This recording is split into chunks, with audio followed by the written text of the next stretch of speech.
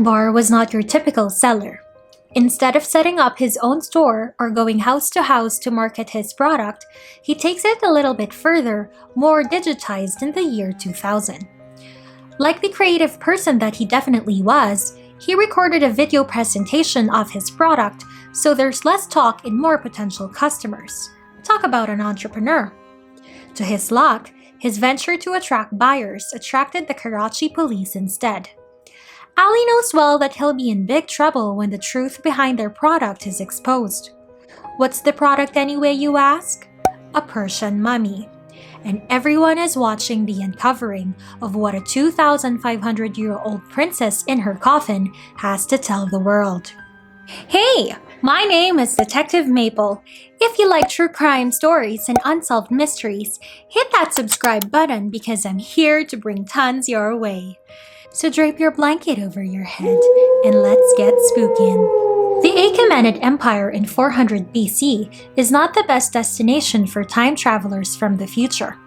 It was a time of conquest, invasions, elitism, and gender inequality. The ancient times basically had the things we were trying to grow from as a civilization. Being another low to middle class citizen in Persia, you can be a metalsmith, a guard, or a person who can end world hunger. It does not matter. Your name would not really go down in history. Unless, of course, you were a part of the royal family or King Xerxes I himself, the invader of Greece. That's when you know you got the lucky stick to be born in privilege. Aside from his achievements, King Xerxes I continued constructing the buildings started by his predecessors and fathering children to succeed him. Eventually, his defeat and death started the downfall of the Achaemenid Empire. So when a probable mummy of one of Xerxes' daughters was found after eons of having question marks and blank pages about life in Persia, especially about the royal family, the hope of finally having a deeper understanding and seeing a wider picture of history sparked and turned the case into an international sensation. While it's not always against the law to trade artifacts even among private collections, it is best to preserve their original state for better research and accuracy of the findings. When word got out and eventually came to the police's knowledge that someone suspicious was selling a possible artifact, they raided Ali Akbar's home on the 9th of October in 2000. Akbar then led the policemen to the home of Sardar Wali Reki in Baluchistan, where the artifact was situated. He said he got it from an Iranian named Shari Shah Baki, who claimed to have found the wooden box after an earthquake in the mountains in a local town. So the man tried to do what you're not supposed to do with a potentially sacred item: sell it to antiquities or the black market. Fortunately, the mummy was instead sent to Karachi National Museum before any men became new millionaires. An already opened ornately carved wooden box is where the mummy was encased in a sarcophagus stone coffin. The police were really proud to have been witnessing the discovery of the century. They were excited to go home and tell families and friends about the unfolding of what they expected was a legit mummy. Dr. Asma Ibrahim, the curator of the National Museum of Pakistan, particularly could not hold her horses as they observed the details in the box, chest plate, her crown, and the cypress tree details. At first glance, it would be undeniable that whoever is inside the sarcophagus is from old money and power, especially because outside is inscribed with the words in Persian saying, "I am the daughter of the great King Xerxes. I am Rodagan." Inside was the mummy of a woman approximately 21 to 25 years of age, wearing a resin-filled cloth that formed a protective shell. Her arms crossed over her golden breastplate containing the same bio written on the wooden box and coffin. She was crowned and decorated with gold trinkets. Most eminent archaeologists in Pakistan, Professor Ahmed Hassan Dani, thought it was strange to find a mummy in Pakistan. It would be important to note that finding mummies in Pakistan was an impossible task, so you can imagine everybody's curiosity when one finally appeared, a Persian princess who made her entrance apparently after an earthquake. Meanwhile, as expected for such a controversial case, it was brought to a greater light by archaeologist Ahmed Hassan Dani in Islamabad for NBC News.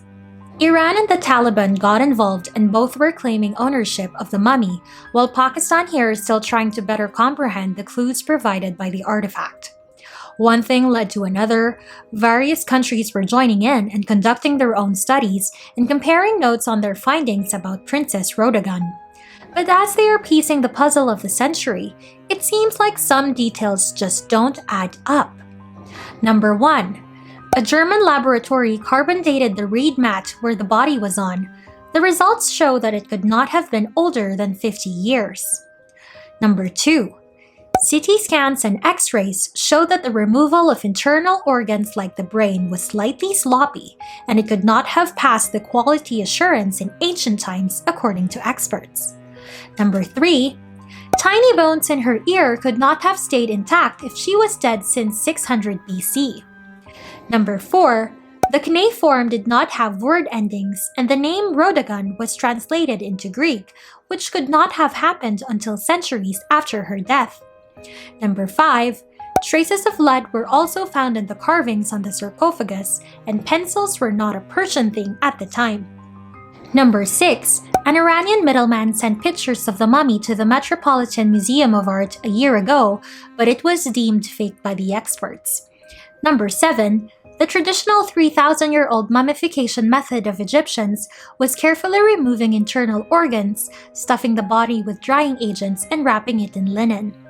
How the Princess of Persia was mummified was nearly similar, except for one very significant detail. She was missing her heart when it should have been left in her body. In short, the mummy was fake. In hindsight, the forgers were probably so proud of themselves when the authorities reported that the artifact was a mummy, knowing full well that it was fake. Having even the experts with extensive knowledge fell for it, they probably giggled to themselves. With the amount of detail they put on the sarcophagus, the mummification, and the cuneiform, someone must have done the research really well. They might even have had some help from an expert. Who knows? I know that people need money for survival, but that does not make their crime of desecration any less horrible. And while you might wish this is where the story ends, a failed $1 million forgery, you are wrong. You would think the accused would probably have a couple of charges for violating Pakistan's Antiquity Act, prison time, and some taps on the wrists here and there. However, as the case gained more and more attention, investigators joined forces in digging deeper into who the Princess of Persia, or the mummified woman, was. Little did they know, they barely scratched the surface of a potentially much darker reality of her life and death. There are shreds of evidence that suggest foul play. For one, the autopsy shows that her neck veered off 90 degrees as if she was hit by a blunt object. Her spinal column was snapped in half, which does not casually happen in natural deaths. The physicians describe it to be significant distortion of a normal body. It's likely that she physically suffered before death. From what the examiners found, they think she died only in 1996, more or less 4 years before the mummy was found. They also think that her body was stolen by the forgers within 24 hours after her death and immediately executed their $1 million forgery. They have stolen the body from her loved ones and robbed her right of receiving a proper send-off. However, this is not the worst part.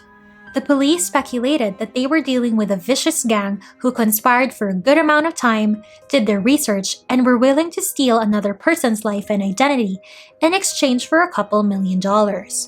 In fact, just a year after the princess was found, 2 more mummies were found, and it was most suspected to have been staged by the same gang. Other than the probability that she was from the border region where her body was found, the case went ice cold. It could be the lack of leads to pursue or the lack of police force dealing with unsolved cases, but there was no further information about the case. Who everyone thought was a Persian royalty, the child of a king, remained unidentified in a museum in Karachi. If she even had a family that cared for her, the authorities were unable to trace her back to them, nor provide closure to anyone, including the public. After she lost the limelight, she faded into the background. The countries and groups who initially went into dispute to claim her body are as silent as mummies. In 2005, she was finally laid to rest in the mortuary of a Pakistani charitable organization, Edhi Foundation. She had her Muslim burial rites in 2008. Now, she lays in peace but remains unnamed. What do you think happened? Was she an unfortunate victim of random thieves? Or is there a much bigger criminal scheme behind all of this? Don't forget to share this video in hopes of bringing the Princess of Persia's case back to the surface, and maybe, just maybe, you can help give her justice. Let us know what you think in the comments down below. In the next story, being a valuable inventor and having the prestige and millions of pounds that came with it is a double-edged sword. Had the inventor of the diesel engine known what fate he would meet on that ship to London, would he still have chosen to contribute his ideas to mankind? Until then, Puppet out!